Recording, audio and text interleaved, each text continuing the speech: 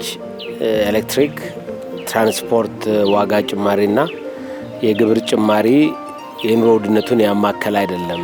ኮሌራ አዲስ አበባን ጨምሮ በሀገሪቱ ዋና ዋና ከተማዎች ተከስቷል። ጉዳዩ መንግስት ደብቆታል። የኢትዮጵያ ትምህርት ጥራት በእጅጉ የተጓደለ ነው። ለዚህም ዋነኛው ምክንያት ለመምህራን በቂ ትኩረት አለመስጠቱ ነው። በውጪ ምንዛሪ እጥረት የቆሙ ፋብሪካዎች ብዙ ናቸው። የሀገሪቱ እድገት እየተፋጠነ ብዙ ለውጦች እየታዩ ነው። ነገር ግን የህዝባችን ኑሮ እየዋዠቀ ነው። እውነት ወይስ ሐሰት ይላል።